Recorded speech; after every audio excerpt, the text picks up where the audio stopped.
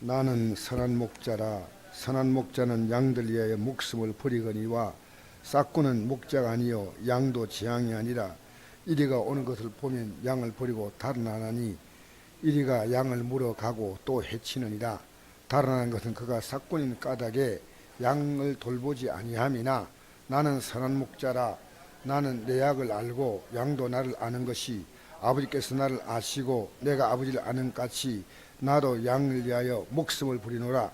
또 이의리에 들지 아니한 다른 양들이 내게 있어 내가 인도하여 할 터이니 그들도 내 음성을 듣고 한 무리가 되어 한 목자에게 있으리라. 내가 내 목숨을 부리는 것은 그것을 내가 다시 얻기 함이니 이로 말미암아 아버지께서 나를 사랑하시느니라. 이를 내게서 빼앗는 자가 있는 것이 아니라 내가 스스로 부리노라. 나는 버릴 권세도 있고 다시 얻을 권세도 있으니 이 계명은 내 아버지께서 받았노라 하시니라. 아멘. 여러분이 신앙이 자리를 잡는 때 어떤 느낌이 갔냐면요, 이제 내 삶을 더 이상 내가 살아가는 것이 아니구나. 과거에 여러분이 살아왔던 삶 아닙니까? 여러분의 삶에 엄청난 삶의 능력이 주어진 겁니다. 그걸 저는 몰랐어요. 예배당 나오면 예배당 나오는 거로 생각했어요.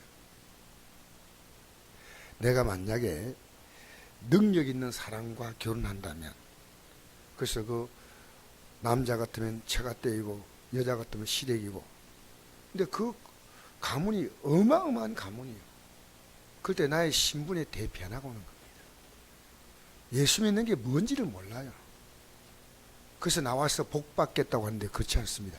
예수를 믿는 순간에 우리의 삶은 복이 왔고, 시간이 지나가면서 환경과 여건과 과정 속에 하나님은 그것을 다 하나님의 정확한 시간에 누리게 하시는 거예요. 혼자만 아멘하고 다른 사람은 가만히 있고. 여러분, 이 스스로 버린다는 이 말이 얼마나 멋진 말인지 모릅니다. 제가 어제 전하고 오늘 다시 전한데요, 사실은 어제 밤에 이 말씀을 준비하고 가슴이 두근 거예요. 주님이 우리 때문에 스스로 버렸다는 거예요. 다. 우리 11절 한번 읽어볼까요? 시작. 나는 선한 목자라. 선한 목자는 양들을 위하여 목숨을 버리거니와. 우리 18절 한번 읽어보겠습니다. 시작. 이를 내게서 빼앗는 자가 있는 것이 아니라 내가 스스로 버리노라. 나는 버릴 권세도 있고 다시 얻을 권세도 있으니 이 계명은 내 아버지께서 받았노라 하시니라. 아멘. 누가 빼앗는 게 아니라 스스로 버린다. 누가 죽이는 게 아니라 스스로 자신을 죽음의 자리로 나가신 거예요. 이 말이 11절, 15절, 17절, 18절에 이 버린다는 말을 계속 4번이나 거듭합니다. 여러분, 십자가에 죽었다는 말을 봐요. 버렸다는 말은 엄청난 차이가 있습니다. 죽었다는 건 당한 거예요. 버렸다는 것은요, 선택하신 거예요. 당하신 죽음이 아니라 우리 위해서 목숨을 버리신 거다 이 말이에요. 우리가 어떤 존재인지 모르고 버리셨나? 그렇지 않습니다. 우리가 형편없는 존재임을 다 아셔요. 우리 14절 15절 읽어볼까요? 시작. 나는 선한 목자라. 나는 내 양을 알고 양도 나를 아는 것이 아버지께서 나를 아시고 내가 아버지 아는 것 같으니 나는 양을 위하여 목숨을 버리노라. 여러분, 내가 양을 아는데 여러분은 목자 대신 주님을 모르잖아요. 이게 엇박자가 나는 거예요. 부모는 자녀를 끔찍이 사랑하는데 자녀는 부모가 사랑하는 줄 몰라. 아내는 남편을 너무너무 사랑하는데 남편, 아내가 자기를 그렇게 사랑하는 줄 몰라. 여러분, 얼마나 슬픈 일입니까? 주님은 나를 사랑하는데 내가 주님 사랑하는 줄 몰라. 여러분, 그렇습니다. 우리 예수님은 우리를 너무 잘 아셔요. 여러분 기도 자리에 앉으면 여러분이 다 말해서 하는 게 아니에요. 다 아셔요. 다 아셔. 시편 139편 보니까 내가 앉았을 때인지 일어날 때인지 길을 갈 때인지 멀리서 내 생각을 다 하시고 다 모르는 게 없어요. 그리고 우리가 주여라는 한마디 속에 다 통하는 거예요. 사실은 복잡한 설명에서 하나님 알아듣는 하나님이 아니에요. 근데 우리가 하나님을 복잡하게 알아요. 그렇지 않습니다. 힘들 때 아무 기도도 안 나올 때 주여하면 내가 알아. 내가 너 안다니까. 여러분, 우리의 공경도 아셔요. 우리의 위기도 아셔요. 우리의 변덕스러움도 아셔요.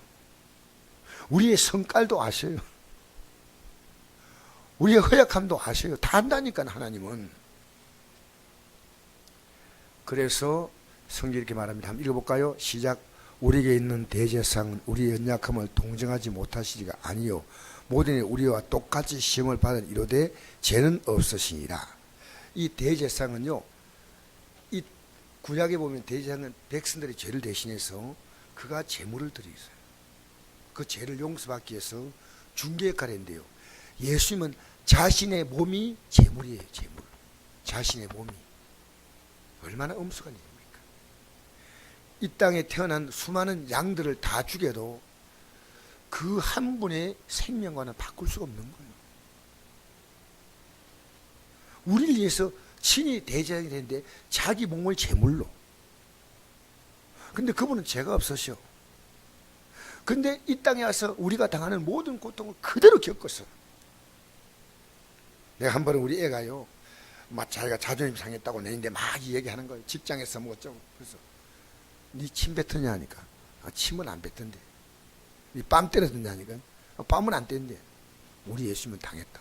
그래요? 이래. 우리 예수님은 침 뱉음 당했다. 뺨 맞았다. 구약에 보니까 예수님이 머리를 쥐어 뜯었다 했어요. 머리를. 여러분, 우리가 당하는 고통과 고난을요 직접 경험하셨어. 그리고 우리를 너무 잘 아셔. 모든 우리가 똑같이 시험을 받지만 차이가 있다면 그분은 죄가 없는 분이에요. 그럼 우리를 죄를 위해서 속죄의 제물이 되신 분이십니다. 그러니까요, 우리가 해야 될 건요, 회개하면 돼. 우리가 해야 될 것은요, 여러분이 사순절 기간 동안 여러분이 숨겨진 죄, 교만, 완악, 여러분 우리 안에 숨겨진 남이 모르는 음란, 여러분 고집, 보통 고집이 아니라 황소 고집, 고집 있잖아. 여러분, 그리고요 매사에 부정적이에요. 여러분, 하나님 나라는 부정이 아니고 절대 긍정이에요. 죽음도 긍정이에요. 긍정. 안 된다면 안 돼요. 여러분 능력으로 하는 겁니까? 아니요. 착각하지 마세요. 저는 우리 교회 모든 성도들이요, 집사직이 뭔지 알고 내가 할 수 있는 게 아니요. 목사가 능력이 있어 목회한다면요, 그건 종교 사업이요. 주님이 하시오. 할렐루야. 여러분 인생을 여러분이 사니까 죽을 지경이지. 생지옥이에요. 생지옥. 주님이 하시오. 그 주님께 못 맡겨. 안심이 안 돼가지고 예배 시간에 좀 말씀 들으면 은혜 받는 것처럼 보는데 갈 때는 보따리 다 가고 제가 맡기지 못해. 여러분, 오늘 좀 맡기시기 바랍니다. 오늘 자유 얻게 되기 바랍니다. 지금 여러분요, 벌써 얼굴에 보니까 보따리 들고 나왔다는 얼굴이. 여러분, 욥이 고난을 많이 받았거든요. 욥이 고난 많이 받았어요. 욥기서 보면 욥은 얼마나 고난 받았냐면요, 자녀 다 잃어서 10자녀, 재물 다 잃고 머리부터 발끝까지가요 악창은 아주 지독한 피부병인데, 그래서 너무너무 고통스러웠어요. 불타서 무너진 자기 집에 기아 쪼가가지고 손톱으로 끌어서 시원하지 않아. 여러분, 그거 얼마나 비참해요. 근데 욥은 내가 이런 잘못한 게 없는데 친구들이 와서 너 쟤 때문에 걷다 쟤 때문에 걷다. 그러니까 욥이요 친구들하고 계속 얘기하다가요 나중에는요 욥기 38장에 주님이 나타나셔요. 그리고 욥하고 대화하시면서 욥은 깨닫습니다. 뭐라고 깨닫는지 알아요? 한번 읽어볼까요? 시작. 내가 주께 대하여 귀로 듣기만 하여 사오나 이제 눈으로 주를 비하나이다. 여러분, 귀로 듣고 있는 이론적인 신앙은 안 됩니다. 눈으로 봐야 됩니다. 여러분, 환경을 통해서 눈에 일어나는 여러분 환경을 통해서 하나님 메시지를 주는 거예요. 메시지를. 그렇게 환경에 문제 줘도요, 아직도 고칠 줄 몰라. 몸에 문제가 오고 삶에 문제가 오지만요, 하나님이 눈으로 보여주는 거예요. 왜 귀를 들으니까 이해 못하거든. 그 여러분이 주어진 그 환경은 하나님의 강력한 메시지예요. 인간이 의론자가 누가 있습니까? 욥이 상대 언어에 있습니다. 다른 사람과 비교하면 착하게 살았어. 심지어 예쁜 처녀가도 눈 한 맞추지 않았어. 저는 눈 맞추거든. 예쁘다. 근데 욥은요, 자기 눈을 예쁜 이라고 맞추지도 않았다니까. 그 상당히 욥은요, 너무너무 착한 사람인데 하나님 앞에서는 죄인이라고 말이요. 예? 그 심정의 깊은 곳에서는 뭐냐? 내 잘못이 없다는 거예요. 근데 이 환경을 통해서 하나님을 만난 거예요. 지금 여러분 주는 환경을 통해서 여러분 해결해 달라 하지 말고 주님을 만나십시오. 그 환경 속에 주님의 음성이 생생하게, 그러니까 우리는 맨정신으로 주님 잘 못 만나. 이게 안타까워. 한 방 맞아야, 예, 여러분 보고 얘기하는 게 제가 그런 사람이죠. 예? 하나님 물질을 거두어가야 정신을 차릴까 말까 해. 저는 아주 강단에 서 있지만 제가 생각해도요, 너무너무 부끄러운 거예요. 부끄러운 거예요. 그래서 그러므로 귀로만 들으면 안 돼. 이게 눈으로 보는 거예요. 눈으로. 이 환경 속에 하나님은 메시지를 주는 거예요. 수고하고 무거운 짐자라 다 내게로 오라. 왔다가 그냥 짐 들고 그냥 가버려. 또 짐 들고 가지 않기 바랍니다. 오늘 이 아침에 나와서 왜 나왔습니까? 장소 개념이 아닙니다. 주님 앞에서. 그러므로 내가 스스로 거두어 드리고, 지금까지 자기가 옳다고 생각하는 모든 말들을, 여러분 말 좀 그만하세요. 그만. 말 나는 잘났다고 막 말하는데 거두어 드리고 뒷걸과 제 가운데 회개하는, 이게 뭐냐? 나는 지독한 죄인이라는 뜻이에요. 보통 죄인이 아니고. 그런데 뒤에 보니까 이런 메시지가 나옵니다. 하나님이 욥의 친구들에 가서요, 욥의 친구들 너가 잘 되려면 욥이 기도해 줘야 된다 이러시고요. 그래서 지금 하나님은요, 욥을 회복시키는 아니고 욥이 복받은 사람이란 겁니다. 그러니까 욥이 친구를 위해서 기도해 줬어요. 친구들이 와서 당신이 지금 문제가 많지만 나의 기도 좀 해달라고 부탁하는 거예요. 지금 여러분, 예수 믿는 것은요, 환경 안 변해도요, 이미 우리 속에 영원한 팔자가 바뀐 거예요. 할렐루야. 환경이 바뀌는 게 바뀌는 거 아니에요. 내 안에. 그래서 지금 욥이 아무것도 바뀐 게 없는데요, 똑같은 욥이에요. 그 욥 가지고 자네가 잘못해서 그렇지 하나님이 멀쩡한 사람 벌 줄 리가 있나? 막 계속 욥을 가지고 막 계속 얘기하는 게 그게 37장까지입니다. 근데 욥이 친구들이 기도할 때 친구들이 복받았기면 중요한 것은 욥의 공경을 돌이키셨다 했어요. 여러분, 복 있는 자요. 할렐루야. 맨날 입에서 불평이나 원망이 나오니까 뭐 하겠어요. 여러분, 복 있는 자인데 복 있는 자로 아십시오. 네? 돈 없으면 제 인생 끝난 것 같고, 건강에 문제 없으면 내 인생 모든 게 다 끝난 것도 아니요. 여러분의 인생은요, 주님이 떠나지 않으면 절대 끝나지 않아. 여러분, 더 아름다운 다음에 계획이 있습니다. 할렐루야. 연속국은 기대하지 않습니까? 다음에 어떻게 될까? 여러분, 연속국은 사람이 만드는 거고요, 여러분의 인생은 주님이 만들어 가셔. 주님이 이끌어 가셔. 그냥 이런 구절 보니까 너무 신기한 거예요. 욥의 공경을 돌이켜 주셔서 먼저 그리고 여호와께서 욥에게 이전 모든 소유보다 갑절에 두셨다. 여러분, 하나님 나라는 본전이 없습니다. 기본이 갑절이에요. 할렐루야. 하나님 나라는요, 하나님 복을 주시오. 그러니까 그리고 성경에 보니까요, 이게 바로 갑질 주는 게 아니고요. 오늘 나가면 바로 갑질이 오겠구나 이러지 말고요. 하나님이 그 후에라고 하는 시간에 어떤 공백이 있습니다.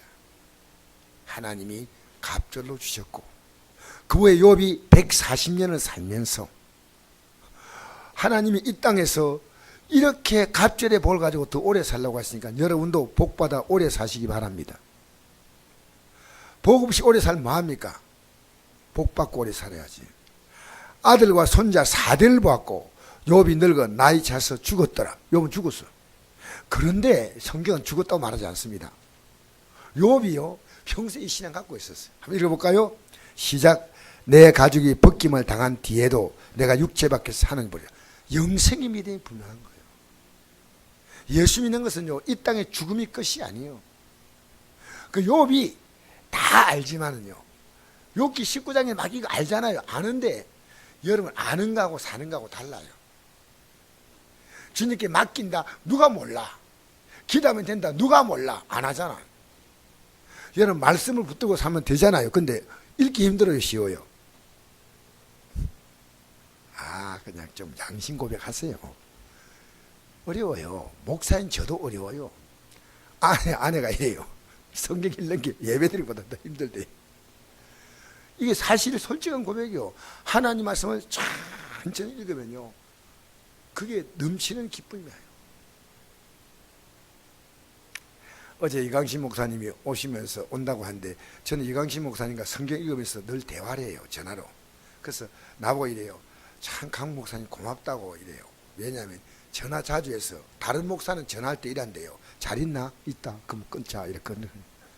우리는 말씀이 있으니까요 계속 대화하는 거예요. 말씀으로 계속 묻고 던지고.